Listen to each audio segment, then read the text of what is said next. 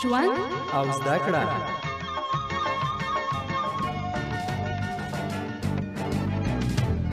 روغتیا او ژوند. درنو اوریدونکو سلامونه او نیکې هیلې مې ومنئ. داسې کسان مو لیدلي چې واړه زخمونه یې ژور یا لوی شوي وي؟ لږ وخت ورباندې وته د سترې صورت چینجي وکړو، زخم په باد واوښته. که سطحي یا وړو ټپونو ته پام ونه کړو، کومې صحي ستونزې ترې پیدا کیږي. د دې صحي ستونزو اصلي علتونه او د مخنیوي لارې چارې یې کومې دي؟ د روغتیا او ژوند خپرونه همدا پوښتنې ځوابوي.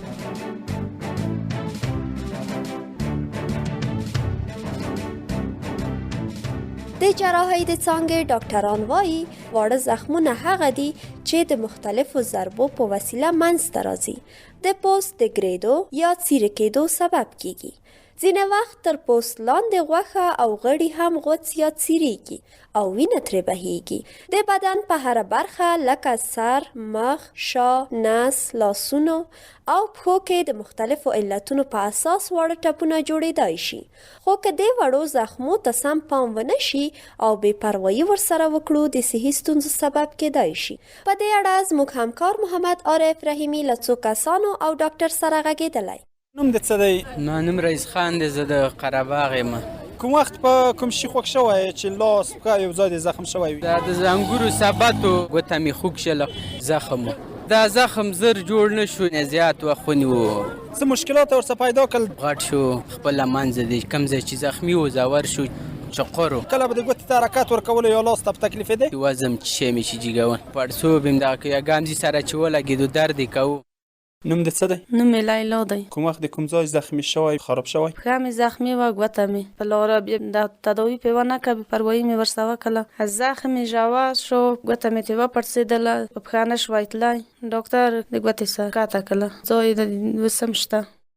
ځان را پېژنئ؟ دلاور مې نوم ده. کله د داسې کوم څوک لیدلي چې ور زخم ورته پیدا شوی وي، هغه زخم یې خراب شوی وي؟ یو کس زموږ په کلي کې خپل اوس ژوند کوي، هلکی ده، کوم ځای نه غورځېدلی و، سر یې مات شو، هغه سره لږ وخت ورباندې وته د سترې صورت چینجي وکړو، زخم په باد واوښته. څومره وخت یې دغه زخم دوام درلود؟ دغه زخم سره 5 میاشتې دوام کوو. سر یې ډېر قوي چینجي کړي ول، همداسې اوچته ښکارېده زخمونه پکې مابین کې. زخم یې څه مشکلات پیدا کړل؟ خوله یې خلاصه کړه، ویښته یې توی شول، همغه ځای کوم ځای چې زخمي و درد یې ورته کوو نو پړسوب یې درلوده و. اوله کې بې پروایي کړې وه ورته، مر ته ګرځې ګرمۍ ته ګرځې، زخم یې پټ نه ساته. هغه وختو کې بې پروایي وه نو زخم یې خرابه شو.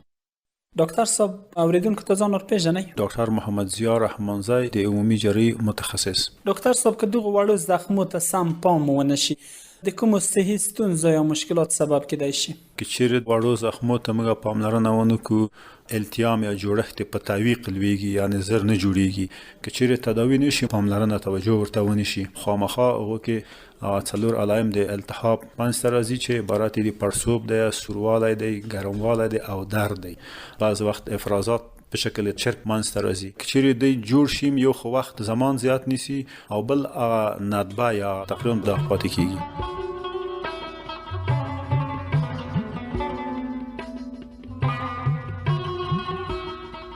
د یو شمېر کسانو په نظر که له سطحي یا وړو زخمو سره بې پروایي وشي، سم پام ورته ونه کړو، ټپ التهابي کیږي، سوروالی، پړسوب، خارښ او درد پیدا کوي. ځینې وخت زخم ژور او لویږي، بیا ژر نه جوړیږي. آن په ورځني ژوند او فزیکي فعالیتونو کې ستونزې ترې پیدا کیږي. خو پوښتنه دا ده چې ولې د یو تعداد کسانو واړه ټپونه زر نه جوړیږي؟ دوی ورته پاملرنه نه کوي، صحیح ډاکټر ته مواجه نه کوي، مکروب نه ساتي، په همدې خاطر زخم سره په بده وړي. ډاکټر وی ګوتې ته سم پام نه دی کړی، چرک یې وخوستی ځکه خرابه شوې. امرالله ولسوالۍ م قرهباغ ده. زما یو بچي خاله ده، زخمونه یې همداسې په بدو واوښتل، یا به مکروب شی پکې پاتې. بس د زخم نه پوهېږم چې دا ولې زر جوړ نه شو، دغه علت باندې پوه نه شلم. یو شمېر کسان د وړو ټپونو د ژر نه جوړېدو او صحي ستونزو د اصلي علتونو په اړه مختلف نظرونه لري. د ډاکټر رحمنځي په باور د وړو زخمونو د ژر نه جوړېدو او صحي ستونزو اصلي علت له ټپ سره د بې پروایۍ له امله د زخم میکروبي کېدل دي. زخمونه ځکه زر نه جوړیږي، اصلي علت میکروب دی. په ابتدا کې دوی ته صحي پاملرنه نه وي شوي، په واسطه د چاقو سره زخم جرحه واردېږي، شیشې ټوټې، بعض وخت د ستنې د میخ د تماس سره، بعض جراحات چې کلوز جراحات ورته ویل کېږي، تړلې زخمونه، مثلا خراشیدگی او څوک د په سرک باندې غورځيږي، مثلا کانکریټ باندې خراشیدگی ورکوي، او یا مثلا دیونه د سره راخويږي، او ځای د پوستکي چېرې کېږي، او علاج چېرې کړی دا هم پاک نه ده، زخم د جرحه چټله ده په ابتدا کې، هغه علاج چې جرحه وارد کړی ده یا په غوږ کې د سړی زخمی شوی ده، جرحه ورته وارد شوی ده، دا ساحه پاک نه و. نو کله چې پاملرنه ورته ونشي، هغه ته چون زمينه د میکروب مساعده کیږي، پاکاری شوی نه د ضد میکروب دواګان استفاده شوی نه دی، ورته په شکل د موضوع په ساکه پاک نه دی ساتل شوی، چون دلته جرحه پوستکي اخلاص شو، د خپل پوستکي د مو تاسو لپاره یو محافظوي ارګان دی د وجود لپاره، کله چې د اخلاص شي نو زمينه میکروب ته مساعده کیږي، کو پاملرنه ورته ونشي بیا د مشکلات منځته راځي، دردم پیدا کیږي، بعض وخت افرازات په شکل چرک باندې بیا منځته راځي.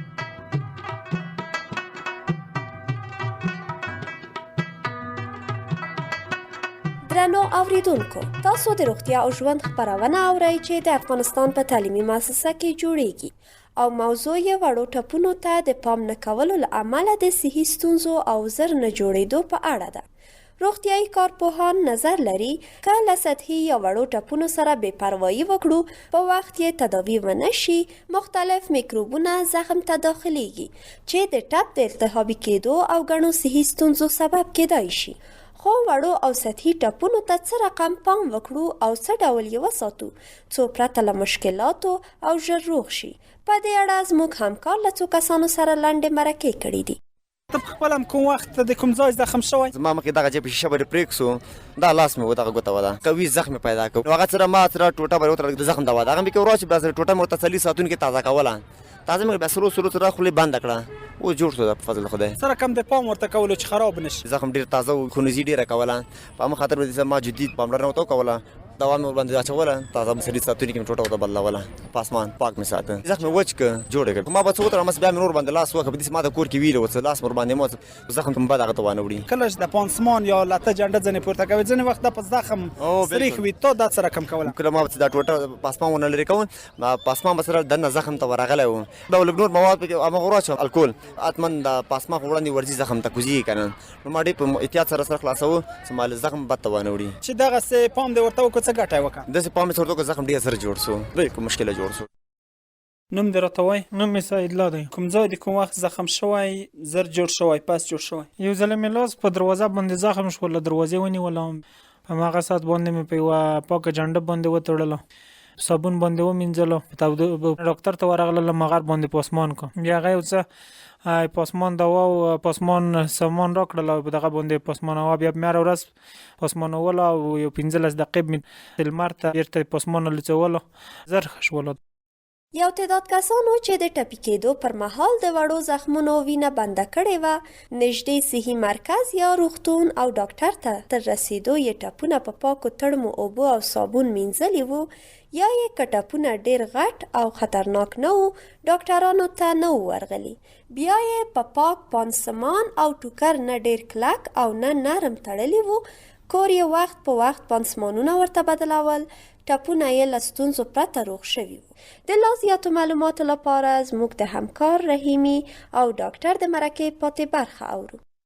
ډاکټر صاحب، وړه زخمونه څه ډول وساتو چې دا زر جوړ شي او هغه مشکلات چې تاسو یاد کړل هغه ورته پیدا نشي؟ نظر په دې چې کوم زخم دی، خونریزي په هر صورت باید بند شي، پاک دستمال واخلو، په زخم باندې ورکیږدو، په بل دستمال کلک وتړو. مثلا پښو کې یو ځای زخم پیدا شي، توونه پاس قسمت موږ باید وتړو چې وینه په طرف باندې بند شي، خونریزي ورنکړي. ښه طریقه هم دغه ده چې په اول قدم کې چېرې هېڅ شی نه وي، موږ کولی شو په خپل لاس باندې هم هغه زخم ټینګ ونیسو.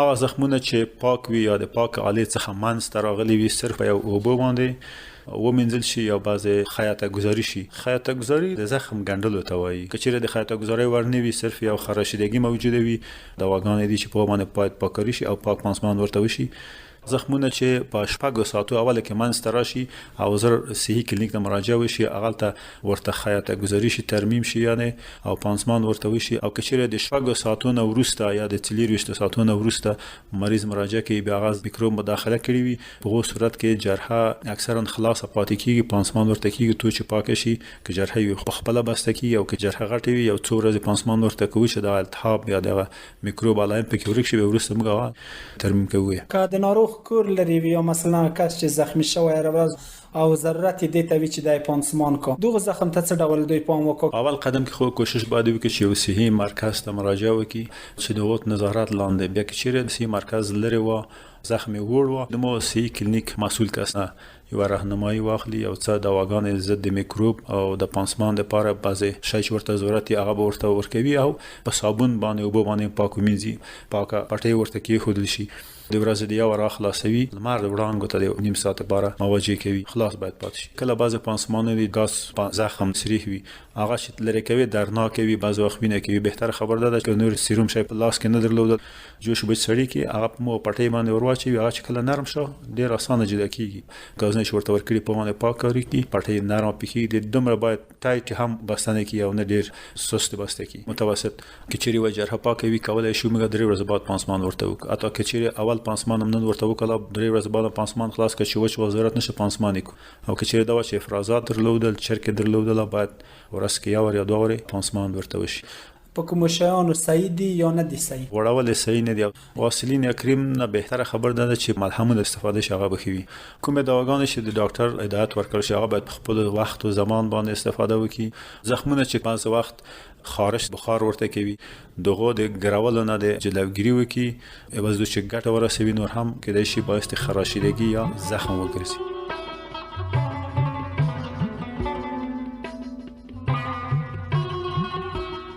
یو شمیر کسانو چې سطحي یا وړو ټپونو ته سم پام نه وکړی زخمونه یې التهابي شوي وو سوروالی پړسوب سوزش او درد یې پیدا کړی وو په جوړېدو یې زیات وخت تیر او داغ یې پاتې وو. د ډاکټر په وینا که د زخم وینه بنده نه کړو بې پروایي ورسره وکړو پاک یې ونه ساتو او سم پام ورته ونه شي ټپ ته میکروبونه داخلیږي چې د التهاب او مختلفو صحي ستونزو سبب کیدای شي. یو تعداد کسانو د ټپي کېدو پر مهال په پاک ټوکر ګوته یا په بله وسیله د وړو زخمونو خونریزي بنده کړې وه. نږدې روغتیایي مرکز یا ډاکټر ته ورغلي وو ترڅو یې ټپ سم تداوي شي. که روغتون او ډاکټر ته نه وتللي زخم یې په پاکو اوبو او صابون مینځلی وو په پاک ټوکر یا بنداژ یې تړلی او پانسمان کړی وو. که زخم لوی وو هره ورځ یې په خپله یا د کور په کوم غړي ټپ پانسمان کولو. که ټپ کوچنی وو په 2 یا 3 ورځو کې یې یو ځل پانسمان کړی وو. زخم یې د پانسمان له خلاصولو وروسته د ډاکټرانو په لارښوونو نیم ساعت لمر ته خلاص پرېښی وو څو یې میکروبونه له منځه لاړ او ژر جوړ شي. د ډاکټر په وینا که ټپي کس روغتون او ډاکټر ته ورشي د ډاکټرانو لخوا ورکړل شوي د میکروب ضد درمل یا ملهمونه د ډاکټر له لارښوونو سره سم یې په ټاکلو وختو او اندازه استعمال کړي.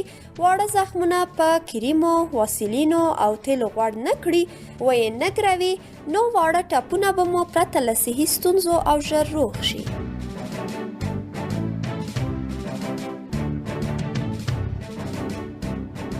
درنو اوریدونکو د روغتیا او ژوند دا خپرونه زموږ همکار محمدعارف رحیمي د افغانستان په تعلیمي مؤسسه کې لیکلې او جوړه کړې وه. زموږ دا او نورې ټولې ښوونیزې خپرونې په تجلات ټکي AF انټرنیټي پاڼه کې لوستلی او اوریدلی شئ. که غواړئ د کومې روغتیایي موضوع په اړه خپرونه درته جوړه کړو زموږ همکارانو ته د تلیفون په دې شمیره زنګ ووهئ 0 240 150 01.